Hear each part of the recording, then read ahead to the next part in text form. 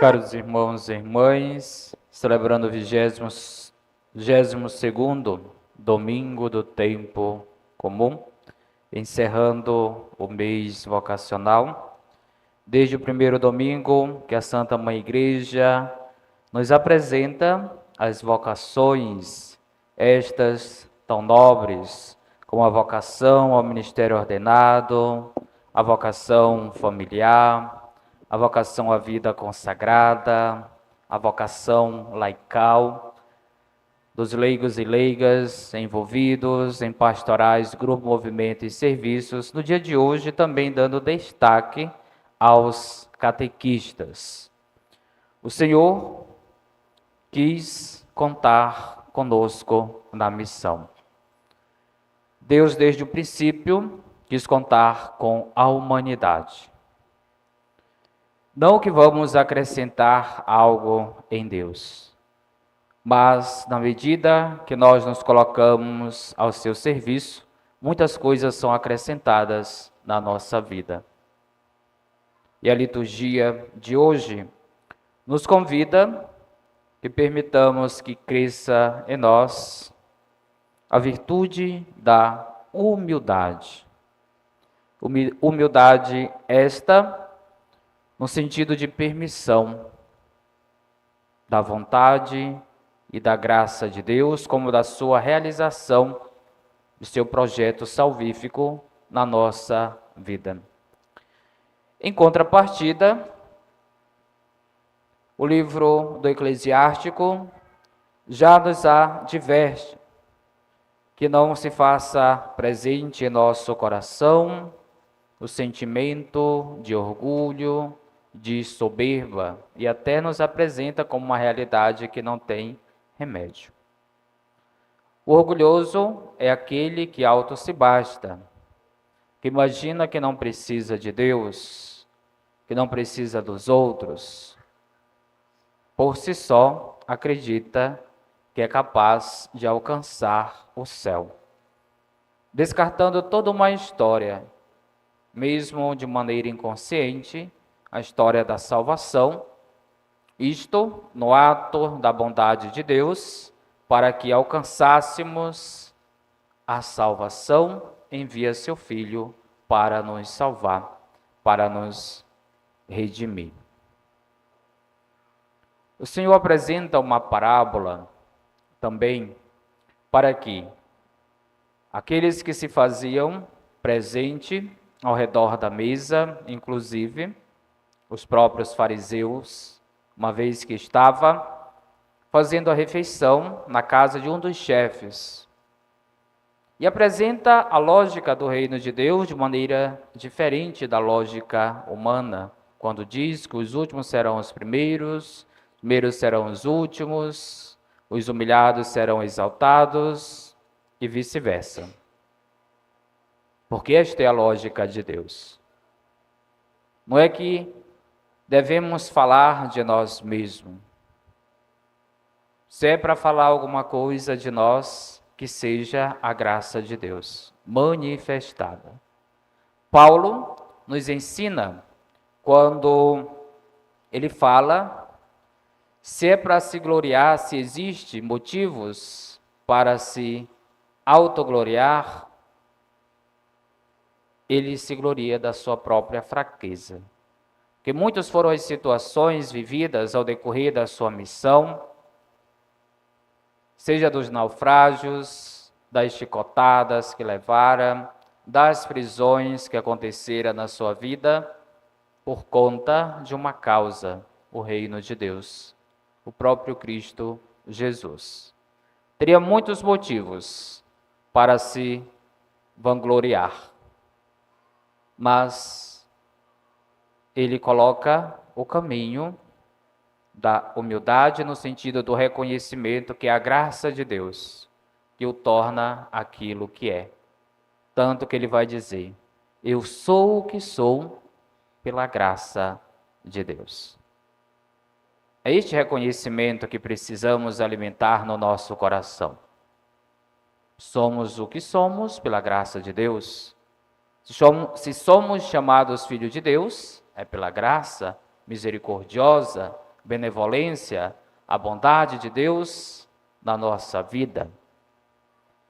Se as portas do céu se abrem novamente para a humanidade, para cada um de nós, é pela bondade de Deus, que méritos, merecimentos não temos. Deus nos concedeu méritos a partir do seu Filho Jesus. E nós ouvíamos através da carta aos Hebreus que nós caminhamos para uma realidade não palpável com os olhos físicos, mas mediante a fé. Caminhamos para a cidade santa, para o Monte Santo, a Jerusalém celeste. Mas na liturgia de hoje, o Senhor nos leva a entender: se alimentamos o orgulho, a soberba, a presunção, nós corremos o risco de não chegarmos a este monte, de não adentrarmos a Jerusalém celeste. Somente os humildes de espírito, humildes de coração. Por isso que o Senhor apresenta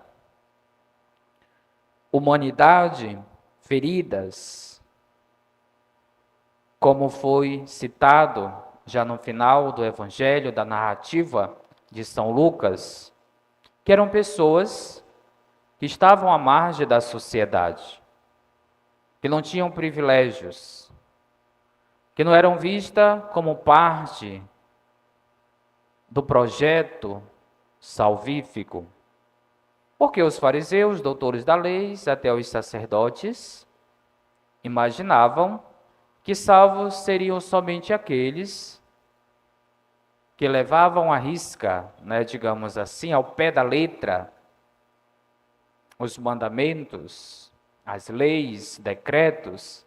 Estes sim estavam salvos. E com a chegada do Messias, não abolindo a lei, mas dando pleno cumprimento, o Senhor vai mostrar que não basta seguir a regra, a lei. É preciso ter compaixão. É preciso sermos homens e mulheres de caridade. Daquele que consegue reerguer os que estão caídos. É através de Jesus, este restitui a dignidade do pobre, dos aleijados, dos coxos, dos cegos, dos menos desfavorecidos da própria sociedade de sua época. E por que não dizer em nossos tempos também? O orgulho nos tira da graça de Deus, nos rouba a oportunidade de fazermos parte também do número dos eleitos. E quem são estes eleitos? Todo cristão batizado, no ato do santo batismo, ele recebe um selo, através da unção, do óleo santo. Passa a pertencer à família de Deus. Toma posse da mesma herança, como família dos eleitos. Mas tudo isto pode ir de água abaixo se nós não fizermos por merecer. A salvação já é uma garantia. A porta, e estreita, o Senhor evidencia, está aberta para cada um de nós. Nos esforcemos para que por ela entremos. E não se trata de uma porta física, é o próprio coração de Deus. Porque o Senhor vai dizer: eu sou a porta pela qual entram as minhas ovelhas. aquelas que escutam a minha voz, aquelas que as obedecem. Eu conheço as minhas ovelhas, assim como as ovelhas conhecem o seu pastor pela voz, pelo chamado.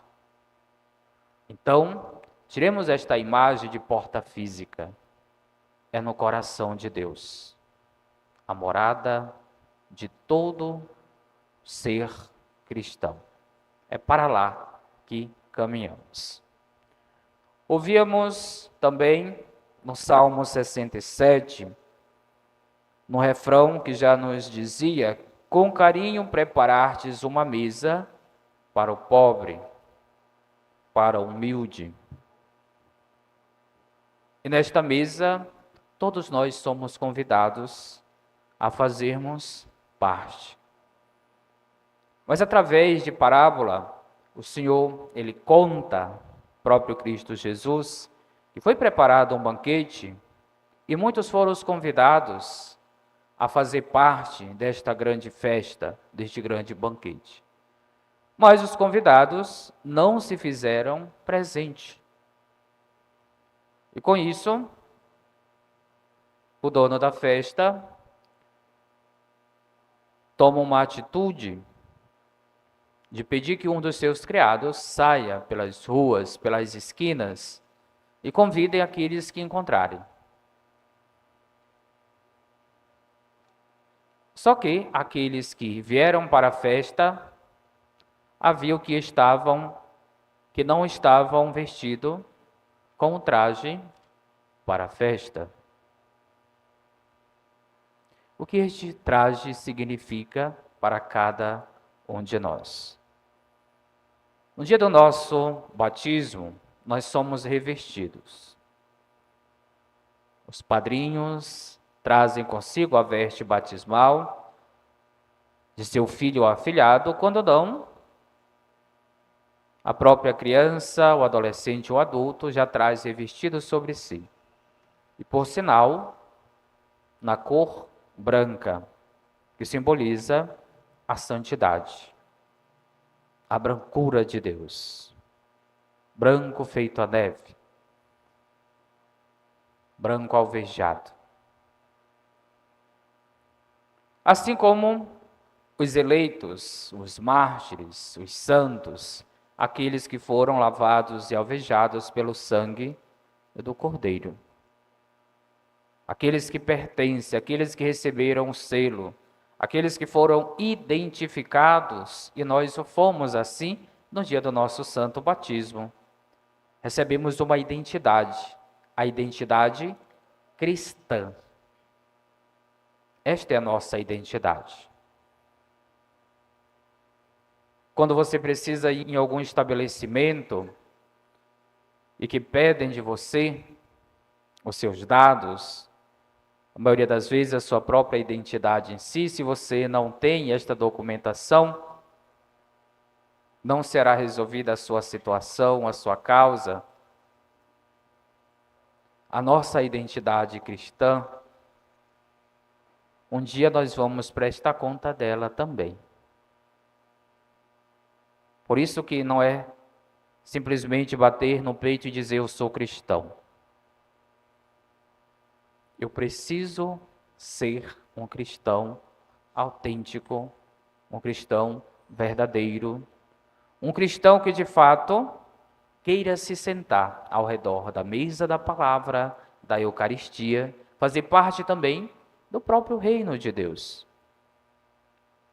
Porque buscamos a salvação. Mas eu não posso buscar fora da igreja, distante de Cristo, distante dos meus irmãos e irmãs também. No dia de hoje, 31 de agosto, a igreja também recorda a memória de São Raimundo Nonato, perseguido por ajudar os cristãos, que também eram perseguidos pelos muçulmanos, e nesse processo de martírio, embora que não venha morrer por conta disto, mas por uma situação de doença, mas ainda na prisão, seus algozes colocaram um cadeado na sua boca, para que não falasse, para que não anunciassem o próprio Deus. Mas o Evangelho já estava impresso na vida dele, no seu próprio testemunho. Os impediram de falar sobre Jesus, mas na sua vida, a sua própria vida falava por si só. E nós que temos a liberdade, nós que podemos falar, nós que podemos anunciar, nada nos impede para isto, nem sempre fazemos. Então peçamos ao Senhor nesta santa liturgia que nos ajude a nos colocarmos ao redor da sua mesa, do seu próprio coração, esse coração que se transforma em pão da vida, a própria Eucaristia, este coração que se traduz também em palavra, e palavra de salvação, como instrução, como caminho, como luz, que nos direciona à verdadeira porta, que é o próprio Cristo, nosso Senhor.